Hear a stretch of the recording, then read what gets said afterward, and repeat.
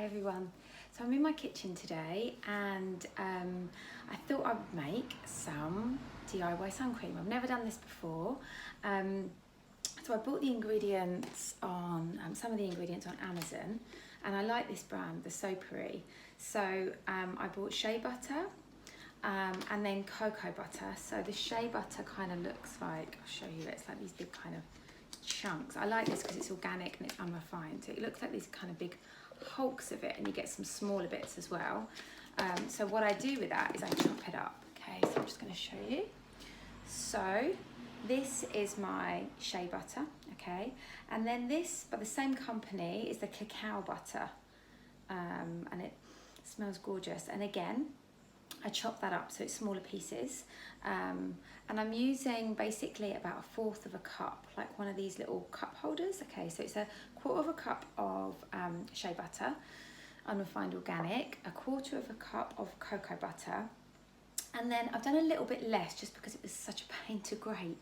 I've used beeswax and slightly under 1/4 of a cup of that. If you want your sunscreen to be really water resistant, then you want to go for the same amount, the 1/4 of a cup. For me, I'm not really that bothered, so I've gone a little bit lower, okay, with that. And the beeswax kind of looks like that, so I've used like 1/2 of a block. Okay, other ingredients. So I'm going to use some almond oil, and I'm going to fill a little cup up like that with almond oil. And then because of the SPF in it, I'm going to use like a tablespoon of coconut oil as well, and just put that into my almond oil. There's lots of other oils that you can use. Raspberry seed is a high factor, and so is carrot seed oil, but I'm using what I've got. The other ingredient that is really essential is non-nano zinc oxide, okay, and you want the non-nano version. It tends to be more expensive, but it's much safer for the body, and this is a bio non-nano zinc oxide. And I'm going to put in about 2.5 tablespoons of this into my mixture, okay. The thing is, when you make your own sunscreens, it's a little bit more tricky to work out exactly what the SPF is, and this is the first time I've done this. So what I'm going to do is, this is like a bit of a trial run. I'm going to make up some little jars. So I've recycled a lot of little jars that I've got here. The little dark ones are obviously ideal because we're going to put essential oils in too. And I'm just making up a little selection. I'm not making up a massive batch because I really want to test and give a couple of these to a couple of people that are fair skinned, so we can just try them and see how they work. Okay, so that's all the ingredients. Then what you need is a double boiler. This is my DIY one, okay, so this is just a pan, and then either a glass or a metal container that you're going to put over your hot water like this, and then you're going to put your ingredients inside. Okay, so this is just not long boiled, so I'm just going to put my gas on again, okay. And then what I'm going to do, I'm going to put that back on the heat so that's bubbling away, is then I'm going to put my ingredients in this pot so that then they melt down. Okay, so I'm not going to put my nano zinc oxide in yet, and I'm not going to put my essential oils in yet, but I'm going to put my oils in. Okay, so I'm going to put in my cocoa butter, my shea butter, and my beeswax, and these are all going to melt down. Okay, and the beeswax can be a little bit, you know, kind of stay on stuff, a bit like candle wax, so just be mindful. Don't use your best kind of pots for that, or have a pot that you always use for your creams. Okay, and then we're going to put our coconut oil and our almond oil into that mix. So we've got all of our oils in there, and that kind of looks something like that. And then we're going to put that over the heat and just let that melt down. Okay, so that's all going to melt down. We'll just wait for that all to melt down, and then we'll start to let the mixture cool, and then we're going to add our other ingredients. Okay, so once your oils have melted, I'm going to show you what this looks like, and obviously it's a bit hot, so we need to be like super careful.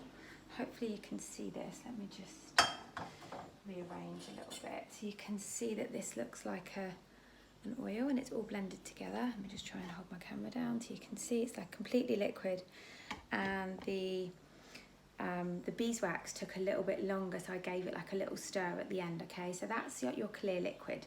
Okay, so you kind of want that to cool off a little bit. So what I'm gonna, to kind of speed this along a little bit, I'm gonna take the hot water out. And just to make this a little bit faster, I'm just gonna pop a little bit of ice in this water. Okay, cool off so it's a little bit cooler to the touch. And then we can start to think about adding a non-nano oxide, which is really what's going to make it a sunscreen.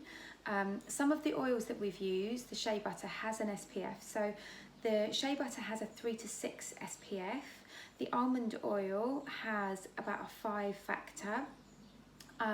The coconut oil has between 2 and 8, like it's difficult to know exactly, but if we roughly say about an SPF of about 5, and then the non-nano oxide provides, between about 30 and 50 SPF. So it's very difficult, when to know exactly where we're going to be. So in terms of our sunscreen, so we do need to be mindful, not go out in midday sun. Make sure that we're using this on ourselves, and whoever we're using it on, we're not promising that it's a certain SPF, because obviously we have made this ourselves. So in terms of the essential oils that you use, you want to ensure that you don't use essential oils that are citruses, because they're photosensitive.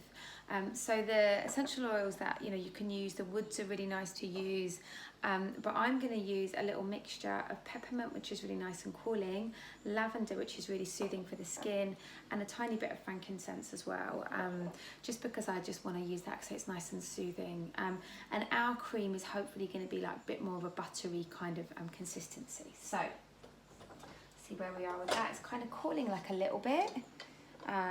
You can see that in there. Okay, so now I'm going to add my non-nano zinc oxide. Okay, so I'm going to add 2.5 tablespoons. Proper DIY. I'm going to add 2.5 tablespoons. Let's see if I can get my camera down a bit more. Yeah, hopefully perfect. You can see. So I'm going to add 1, 2.5 to this particular mixture. Then I'm gonna, really unorganised, I should have done this before, take a whisk, okay, and I'm gonna whisk that up, okay, so I'm gonna just show you that. Whisk up the mixture. Okay, so you can see it's going like a nice creamy consistency here. I'm gonna do a little bit more whipping as well. I'm gonna put it in the fridge. Give it a nice whip so it's a really nice consistency.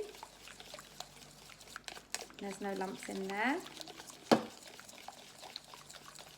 Okay, then I'm going to add my essential oils in. So I'm going to add 10 drops of lavender. I'm a little bit low at the end of my lavender, but hopefully I'll just about get there with this. Hang on, come on lavender.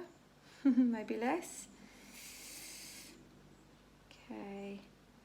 Make sure you know you've got lavender when you're doing the video. I'm going to take this off. Let's see, we might have a little bit less lavender. And you can do this so that we've got about 10 drops in total right at the end of my lavender.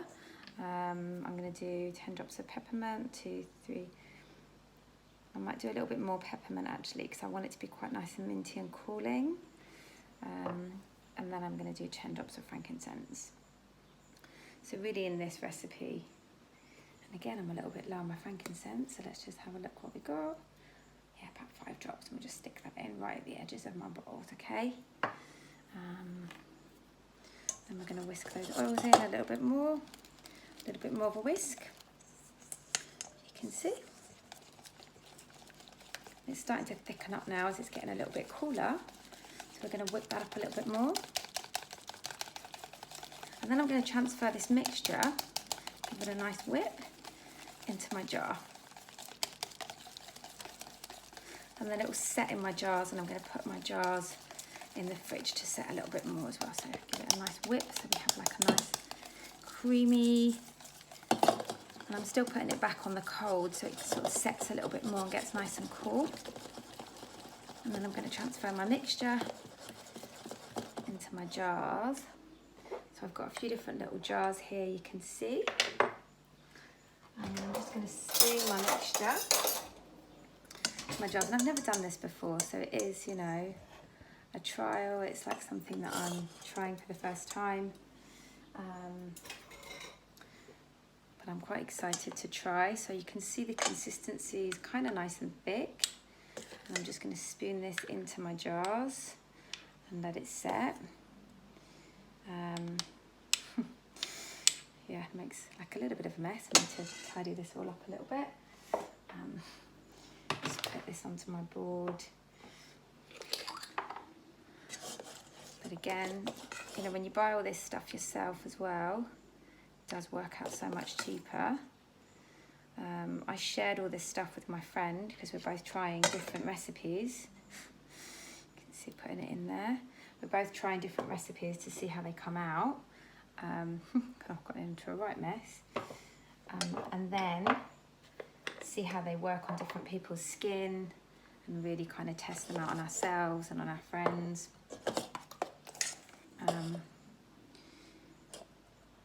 And then work out the best recipe, what works. Raspberry seed oil and carrot seed oil are really high in SPF as well. So I guess, you know, if you're making this recipe for, you know, to use for children, you have to be super careful. This is more for kind of my skin,